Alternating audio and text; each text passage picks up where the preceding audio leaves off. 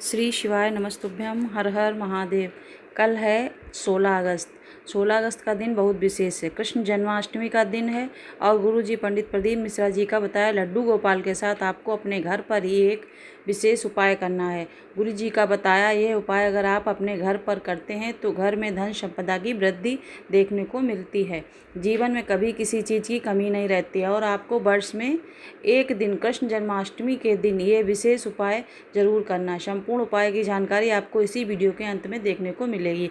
आपको बता दें, हैदराबाद की धरती पे सन्स फार्म गगन पहाड़ शमशाबाद भागनगर में 13 अगस्त से शिव महापुराण कथा शुरू हो गई है, जो कि 17 अगस्त तक दोपहर 1 से 4 बजे तक देखी जा सकती है। आपको बता दें 15 अगस्त शिव पुराण कथा पूर्ण हो चुकी है। आज की कथा की संपूर्ण उपाय जानकारी आपको इस छोटे से वीडियो में देखने को मिलेंगे। साथ ही साथ आज की कथा में गुरु जी ने उगना महादेव की जो जानकारी दी है उससे संबंधित भी विशेष जानकारी आपको इस वीडियो में देखने को मिलेगी, इसलिए वीडियो को अंत तक देखें। काफ़ी रोचक वीडियो है और आप काफ़ी उपयोगी जानकारी आपको इस वीडियो के माध्यम से मिलने वाली है।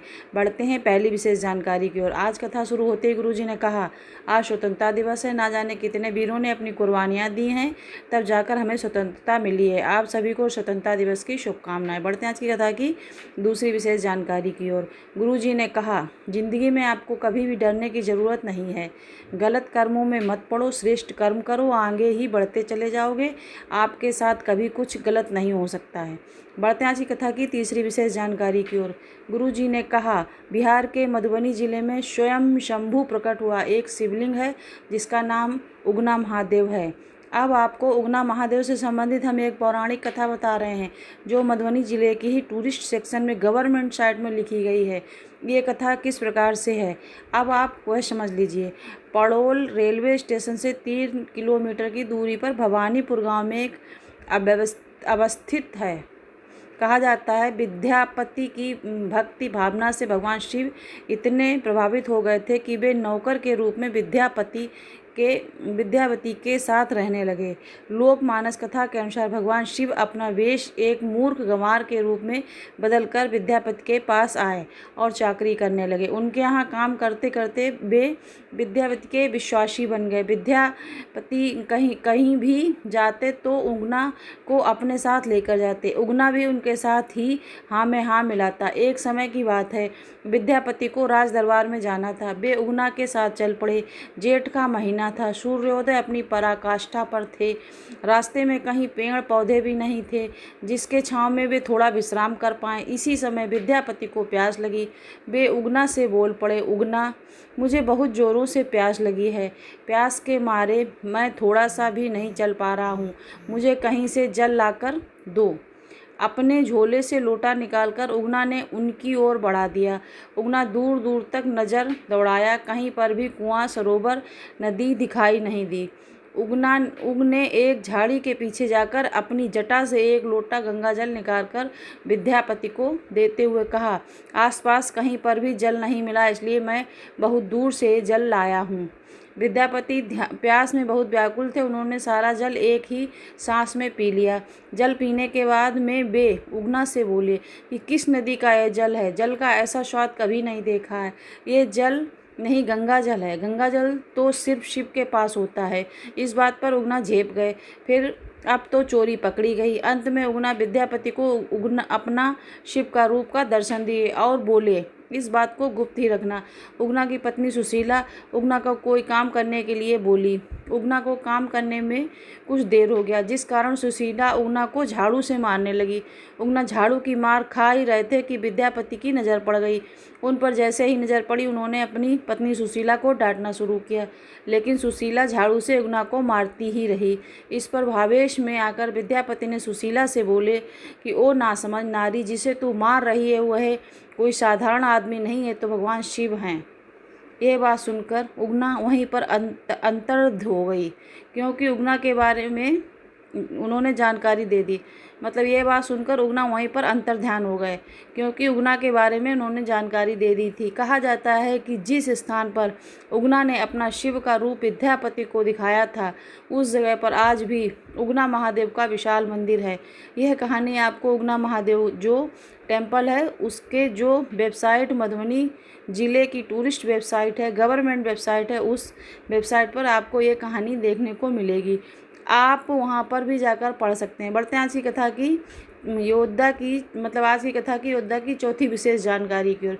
गुरु जी ने कहा, दो लोग बिना बुलाए आपके पास आ जाते हैं, एक है बीमारी और दूसरे हैं भिखारी। इनसे बचने के लिए आपको क्या करना है? प्रभु का नाम जाप करना है, भक्ति करना है, भजन करना है, दोनों आपसे दूर रहेंगे। बढ़ते हैं आज की कथा की पांचवी विशेष जानकारी की ओर। गुरु जी ने कहा, कई लोग बोलते हैं कि ओम स्त्री को बोलना चाहिए या फिर नहीं बोलना चाहिए, या फिर पुरुष को किस प्रकार से बोलना चाहिए। तो गुरुजी ने कहा, आपको किसी भी प्रकार के ढोंग प्रपंच में नहीं फंसना है। आप जैसा लगे वैसे भगवान का नाम जाप कर सकते हैं, कोई दिक्कत नहीं है। भगवान की भक्ति आप किसी भी प्रकार से धारण कर सकते हैं। बढ़ते हैं आज की कथा की छठी विशेष जानकारी की ओर। गुरुजी ने कहा, साल में एक दिन ऐसा होता है जब कि महाराज का हम स्नान कराते हैं, जब कृष्ण महाराज का हम स्नान कराते हैं, अब मतलब भोले बाबा का हम स्नान कराते हैं, और वह ऑनलाइन टीवी के माध्यम से भी दिखाया जाता है। और आप कृष्ण जन्माष्टमी मतलब 16 अगस्त के दिन कृष्ण जन्माष्टमी के अवसर पर यह स्नान देख सकते हैं, और यह सभी आपको लाइव आस्था यूट्यूब के माध्यम से शाम को देखने को मिलेगा। बढ़ते हैं आज की कथा की सातवीं विशेष जानकारी की ओर। नई शिव पुराण कथाओं की जानकारी देते हुए गुरुजी पंडित प्रदीप मिश्रा जी ने जानकारी दी है। 1 से 7 सितंबर तक श्रीमद् भागवत कथा अग्रवाल धर्मशाला में होगी, दोपहर 1 से 4 बजे तक होगी, टीवी में नहीं आएगी। जगह कम है तो वहाँ पर आप लोग ना आए, क्योंकि वहाँ पर बैठने की व्यवस्था नहीं है। फालतू में भीड़ बढ़ेगी और असुविधा का सामना करना पड़ सकता है, इसलिए गुरुजी ने इस कथा में किसी को भी आमंत्रित नहीं किया है। इसके बाद 9 से 15 सितंबर तक भीलवाड़ा राजस्थान में शिव पुराण कथा होगी।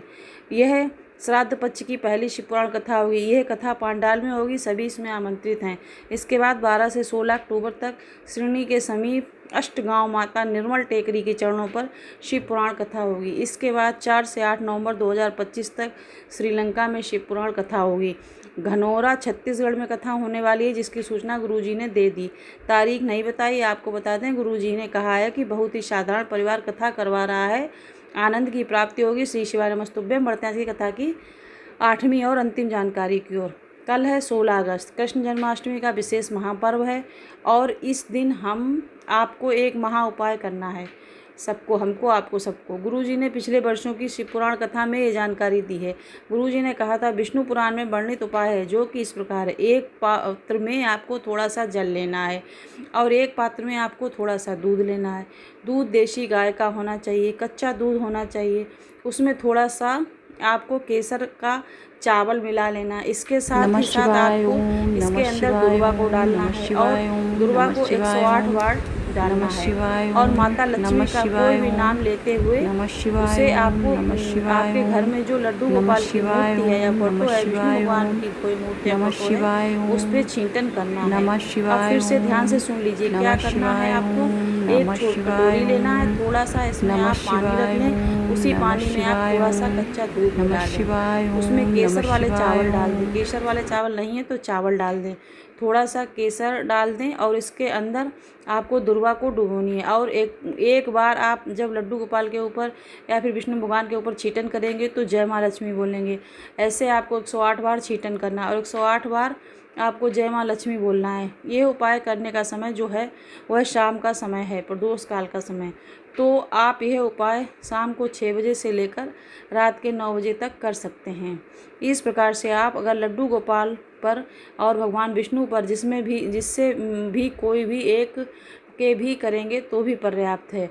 उनमें अगर छींटन करते हैं तो आपके घर में कभी भी धन संपदा की कमी नहीं होती है, घर के भंडार हमेशा भरे रहते हैं। माता लक्ष्मी की आपको विशेष कृपा प्राप्त होती है। कृष्ण जन्माष्टमी के अवसर पर आप ये विशेष उपाय ज़रूर कीजिएगा। इस वीडियो में बताई गई जानकारी अगर आपको पसंद आई हो तो आप हमें कमेंट बॉक्स में श्री शिवाय नमस्तुभ्यम लिख सकते हैं, या कुछ नहीं समझ में आ रहा तो कमेंट करके पूछ सकते हैं। हरतालिका तीज अब ये कल है जन्माष्टमी।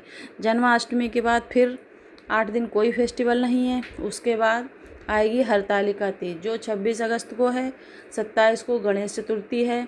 गणेश भगवान के जो गणेश चतुर्थी व्रत रहे जाते हैं वो इसी गणेश चतुर्थी से शुरू किए जाते हैं और उसके बाद साल भर रहे जाते हैं। तो वो व्रत कैसे रहे जाते हैं, कैसे उठाए जाते हैं, और अगर गणेश भगवान को हम लाना चाहते हैं गणेश चतुर्थी को घर में जितने भी दिन के लिए 7-11 दिन के लिए, तो कैसे लाएं, उनकी पूजन कैसे करें, क्या हम गणेश जी को पहले से ला सकते हैं कि उसी दिन लाएं, हरतालिका तीज व्रत कैसे रहा जाता है, उसकी पूजन कैसे की जाती है, सुबह की पूजन, इन सभी की जानकारी आपको हमारे चैनल पे पड़ी हैं। अगर और कोई क्वेश्चन है तो आप हमें कमेंट कीजिए, हम उसका भी वीडियो बना के डालने की कोशिश करेंगे।